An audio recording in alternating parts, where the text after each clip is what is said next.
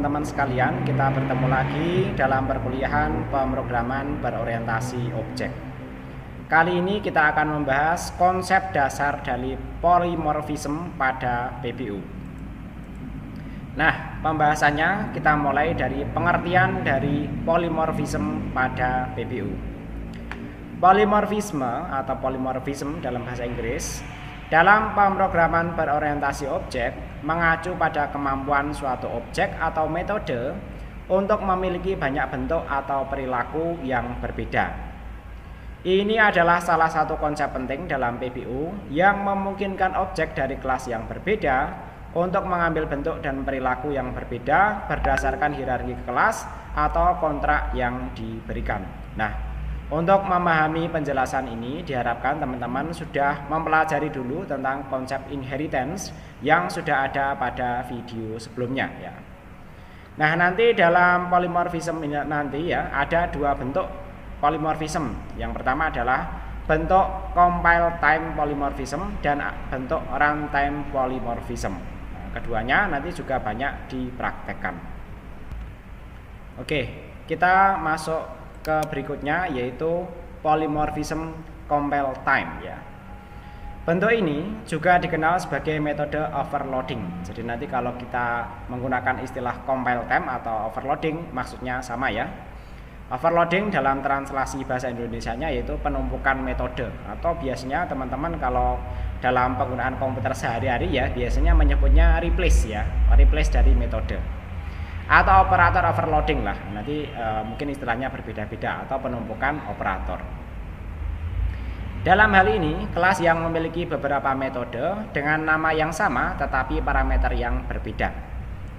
Compiler memiliki metode yang benar untuk dipanggil berdasarkan tipe parameter yang diberikan.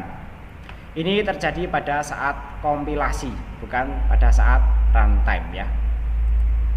Nah, contohnya nanti seperti ini ya, untuk penerapan dari polymorphism compile time atau overloading ya. Misalnya di sini ada sebuah kelas bernama kalkulator ya. Kemudian kalau kita perhatikan di dalamnya dia memiliki dua metode ya, yang mengembalikan nilai, sama satunya integer, satunya adalah double.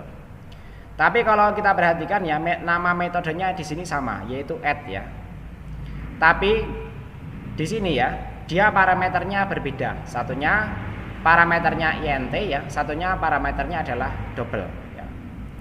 Untuk metode add dengan parameter int, dia akan mengembalikan hasil int ya, return a plus b ya. Ini adalah penjumlahan bilangan integer. Tapi kalau inputan parameter double, dia akan mengembalikan hasil yaitu bilangan double ya. Sehingga metode ini ya, kalau diberikan parameter integer yang dijalankan yang ini. Sedangkan kalau diberikan parameter double yang dijalankan yang ini. Walaupun namanya sama, kalau metodenya berbeda, kalau parameternya berbeda ya, dan dipanggil menggunakan parameter ya, yang sesuai dengan metode yang ada di situ ya, misalnya add dimasukkan yang int, maka dia akan menjalankan yang bagian ini. Tapi kalau parameternya diberikan yang double, maka dia akan menjalankan yang bagian ini ya.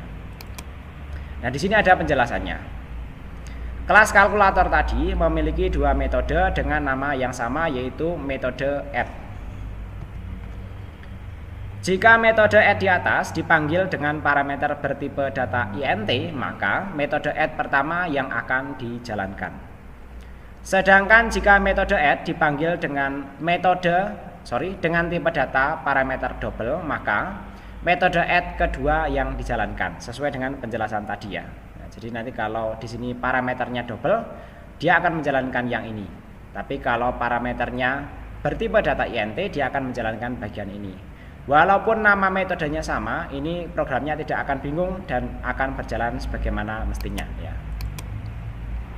Selanjutnya adalah polymorphism runtime atau runtime polymorphism. Nah, ini juga sering disebut sebagai polymorphisme overriding ya, atau juga disebut juga sebagai polymorphism dinamis ya. Ini terjadi saat kita memiliki kelas induk ya. Ini ada kaitannya dengan inheritance ya.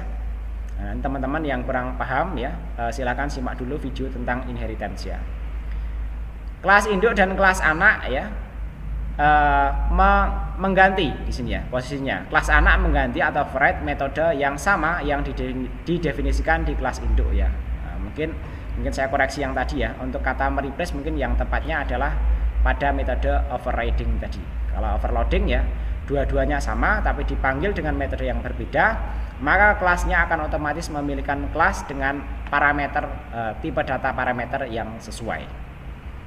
Saat objek kelas anak dipanggil dengan menggunakan referensi kelas induk ya, metode yang dijalankan adalah metode di kelas anaknya. Paham enggak nih? Kalau kurang paham, kita lihat di contohnya, mungkin akan lebih mudah dipahami. Misalnya di sini kita punya kelas animal ya, yang pertama ya. Kelas animal ini memiliki metode make sound. Nah, di sini dia menampilkan tulisan haha, misalnya seperti itu. Kemudian yang kedua kita punya kelas dog extend anak ya. Jadi anjing dia merupakan turunan dari kelas animal ya. Extend animal bukan anak tadi ya. Kemudian di dalamnya kalau kita perhatikan ya, dia memiliki metode make sound juga. Di sini sama persis ya dengan metode yang dimiliki dari kelas induknya. Tapi dia menampilkan tulisan yang berbeda yaitu guguk ya. Demikian juga kalau kita memiliki kelas cat ya, extend animal ya, sama-sama anak ya. Jadi dog sama cat ini sama-sama anak dari kelas animal ya. Dan di dalamnya juga sama-sama memiliki metode make sound ya. Laki-laki di sini berbeda. Lalu bagaimana nanti metode atau kelas ini ya. Metode-metode dalam kelas ini ketika dipanggil ya, misalnya dipanggil metode make sound nanti akan keluar seperti apa. Nah, di sini nanti ada penjelasannya ya. Kelas animal memiliki metode make sound yang berisi mencetak teks haha ya. Tadi sudah saya jelaskan ya. Teman-teman kalau lupa mungkin bisa dicek lagi. Di sini haha ya. Kemudian ya, namun demikian ketika diwariskan pada kelas dog juga memiliki metode make sound dan mengganti perilaku metode tersebut pada induknya menjadi mencetak teks guguk ya. Jadi kalau kita perhatikan ya, di sini sama-sama make sound ya. Di sini haha dan di sini guguk ya. Demikian juga pada kelas cat yang merupakan turunan dari kelas animal ya. Kalau cat ya kira-kira miau-miau gitulah ya. Kelas cat memiliki metode make sound yang merubah perilaku metode make sound induknya sehingga tidak lagi mencetak tulisan haha, namun nanti akan mencetak tulisan miau-miau ini ya. Nah, dan nanti ketika dipanggil dan ketika misalnya kelas cat ini ya diinstansiasi ya, kemudian dipanggil make sound ya, dia tidak lagi menampilkan tulisan haha ini, tapi dia akan menampilkan tulisan miau miau ini ya. Nah, itu sesuai dengan aturan dari polymorphism runtime ya. Artinya ketika kelas ini dijalankan ya, baru dia ketahuan ya mana yang akan dieksekusi ketika metode itu dipanggil. Nah, nanti teman-teman untuk implementasinya silahkan coba ini diinstansiasi ya.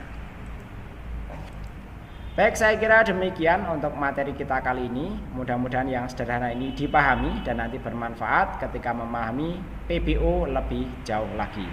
Terima kasih. Assalamualaikum warahmatullahi wabarakatuh.